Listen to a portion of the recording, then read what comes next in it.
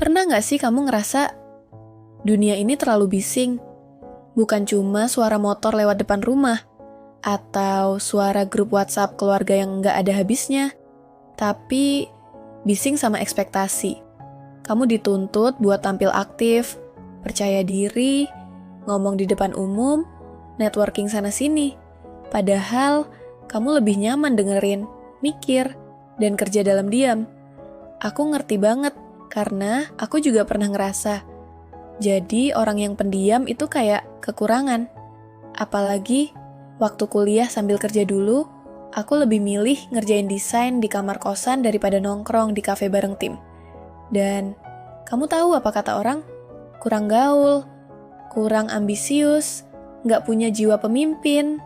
Tapi ternyata justru dalam diam itulah banyak ide, banyak strategi, dan banyak cuan lahir. Sebelum kita mulai, kenalin, ini channel Buku Bekas. Tempat kita ngobrolin buku-buku keren yang bisa bantu kamu tumbuh. Bukan jadi orang lain, tapi jadi versi kamu yang paling utuh. Dan hari ini, kita bakal ngebedah buku berjudul Quiet karya Susan Cain. Dunia modern itu cinta banget sama orang yang cerewet. Dari sekolah sampai tempat kerja, yang paling sering dikasih spotlight adalah mereka yang bisa ngomong paling lantang. Buku Quiet ngajak kita sadar, sistem kita ini dibangun buat memuja ekstrovert. Di ruang kelas, yang rajin angkat tangan dianggap pintar. Di kantor, yang sering ngomong di rapat dianggap berkontribusi lebih banyak. Padahal, diam bukan berarti nggak mikir. Bayangin, kalau kamu kerja di tim marketing dan kamu lebih suka bikin strategi di balik layar. Tapi justru, karena kamu nggak banyak omong, idemu malah dianggap nggak penting. Padahal, bisa jadi idemu yang bikin perusahaan dapat klien besar. Kamu tahu Warren Buffett, nama yang sering banget disebut waktu orang ngomongin orang kaya dunia. Tapi yang menarik, bukan cuma kekayaannya, yang lebih bikin mikir adalah gaya hidup dan cara kerjanya. Buffett bukan tipe orang yang suka sorotan, dia nggak pamer mobil mahal, nggak nongol tiap hari di TV, dan nggak sibuk ikut tren. Dia masih tinggal di rumah lamanya di Omaha, yang dia beli sejak tahun 1958. Sampai sekarang, dia nggak berisik, tapi kekuatan uangnya bikin dunia keuangan terdiam. Buffett itu introvert, tapi justru karena dia pendiam, dia bisa dengerin pasar lebih jernih, bukan cuma ngikut euforia atau heboh berita. Coba bayangin, orang lain sibuk invest karena FOMO. Buffett justru nyari saham yang dijauhi banyak orang. Saat pasar panik, dia tenang. Saat orang lain serakah, dia waspada. Dan hasilnya, dia jadi salah satu orang terkaya di dunia, bukan karena banyak ngomong, tapi karena banyak mikir dan sabar. Ini pelajaran penting buat kamu yang mungkin juga ngerasa lebih nyaman diem. Bukan berarti kamu kalah. Justru di balik tenangnya kamu, bisa jadi ada kekuatan luar biasa yang lagi nunggu waktu.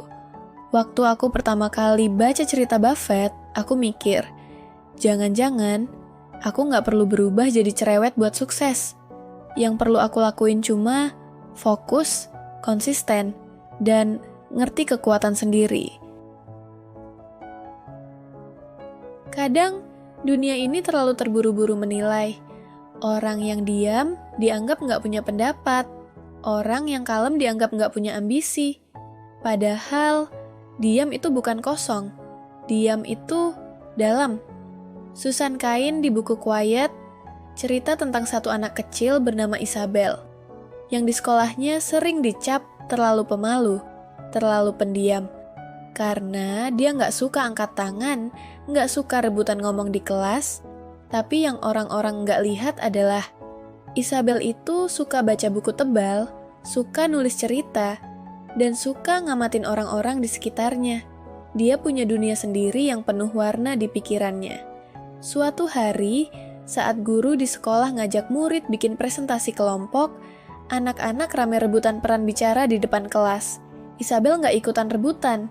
Dia pilih kerja di bagian desain dan riset. Waktu presentasinya ditayangin, yang bikin audiens terpukau bukan cuma yang ngomong di depan, tapi visual presentasi dan ide ceritanya yang diam-diam dibangun Isabel. Dan dari situ guru mulai sadar, nggak semua yang diam itu nggak berkontribusi. Ada juga yang kontribusinya diam-diam, tapi dalam banget. Aku juga pernah ngalamin hal serupa. Waktu awal kerja di kantor lama, aku bukan tipe yang doyan ngobrol di ruang makan atau nimbrung di grup obrolan. Aku lebih suka pulang cepat, dengerin podcast, dan kerjain proyek freelance kecil-kecilan. Dan iya, awalnya aku sering dianggap nggak aktif. Tapi beberapa bulan kemudian, aku justru yang pertama dapat klien luar negeri. Lewat email, bukan lewat omongan. Itu momen yang ngebuktiin bahwa kita nggak perlu jadi paling cerewet buat didengar. Kita cuma perlu tahu cara kerja kita dan jalan kita sendiri. Susan Cain juga nyeritain soal Rosa Parks, aktivis kulit hitam yang ikut mengubah sejarah Amerika. Dia bukan orator hebat kayak Martin Luther King. Dia bukan orang yang sering bicara di depan massa. Dia cuma duduk, menolak berdiri dan menyerahkan kursinya kepada orang kulit putih di bus. Dan dari sikap tenang itulah, pergerakan besar dimulai. Ini nunjukin bahwa diam bukan berarti pasif. Kadang, keberanian paling besar datang dari orang yang paling tenang. Kamu pasti pernah ngerasain ini. Kamu kerja keras, kamu mikir, kamu bantu tim, tapi karena kamu nggak terlalu vokal, kamu jadi kayak nggak kelihatan, kayak usahamu tuh transparan. Di buku Quiet, Susan Cain cerita soal kisah nyata banyak profesional yang akhirnya burn out, bukan karena pekerjaannya terlalu berat, tapi karena lingkungannya memaksa mereka buat jadi orang lain. Ada satu kisah yang aku inget banget tentang seorang pengacara top lulusan Ivy League. Namanya bukan disebut langsung, tapi Shine cerita detailnya.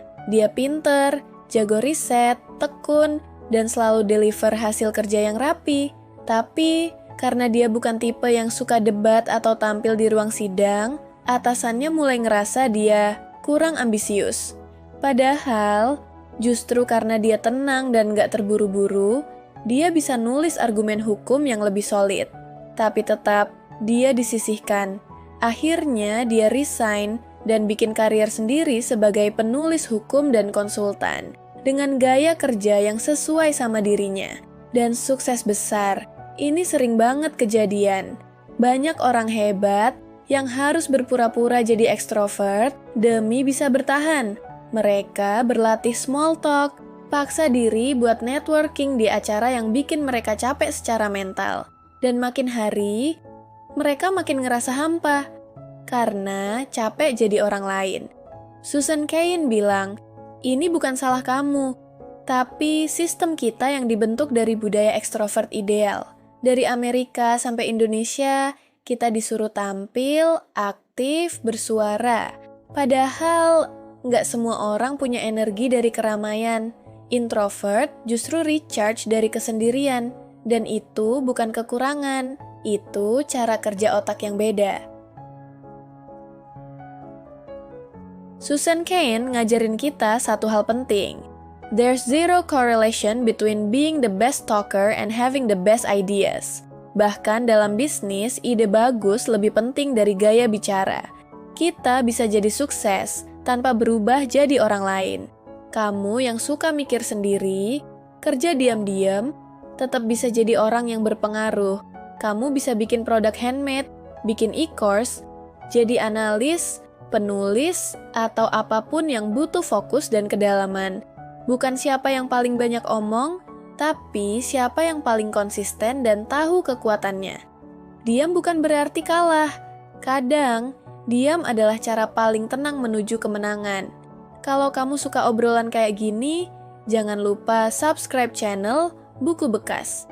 Karena di sini, kita nggak ngejar jadi paling keras suaranya, tapi paling dalam pemahamannya. Sampai ketemu di video berikutnya. Dan ingat, jadi dirimu sendiri itu bukan kelemahan, itu kekuatanmu.